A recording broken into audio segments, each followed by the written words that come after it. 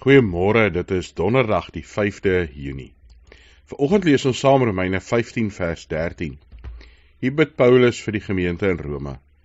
Mag die God van hoop julle deur julle geloof met alle blydskap en vrede vervul, sodat julle hoop oorvloedig kan word deur die krag van die Heilige Gees.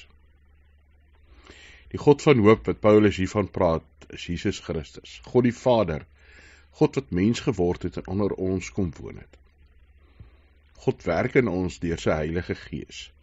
Deur sy Heilige Gees wat geloof in ons harte werk, ons oortuig, dat ons Jesus Christus nodig het, dat ons uit ons eie onsself nie kan red nie, dat ons 'n God aanbid wat liefdevol en genadig is.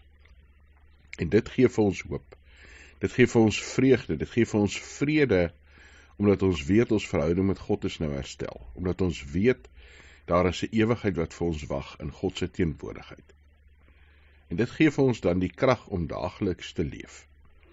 Ja, die krag om elke nuwe dag in die oë te kyk en maak nie saak wat in ons lewe gebeur nie, met vreugde te gaan opstaan en te gaan lewe, vir ander te kan vertel van hierdie God van liefde.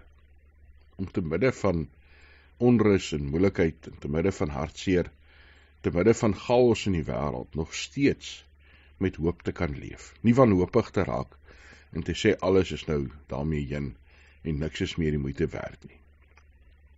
Ons hoop, bid Paulus, word oorvloedig deur die krag van die Heilige Gees.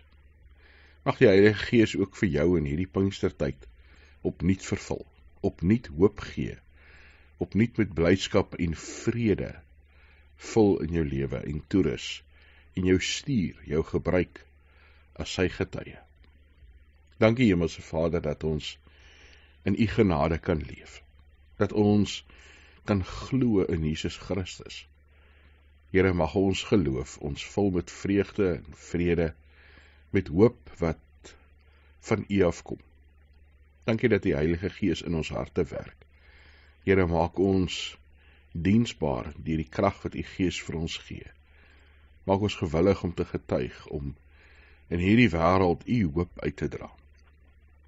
Dankie Here dat ons dit nie uit eie krag hoef te doen nie, maar kan doen deur u krag, deur die Gees wat in ons is. Mag ons daagliks ook met blydskap en vreugde en vrede leef, met hoop, dat ander iets van u kan raak sien binne in ons. Daarom plaas ons nood, ons vrese, ons siekte, ons pyn, ons krisisse, Here, ons onsekerheid, ons vrees voor u. Dankie dat u sorg, dat u voorsien, dat u by ons is. In Jesus Christus se naam. Amen.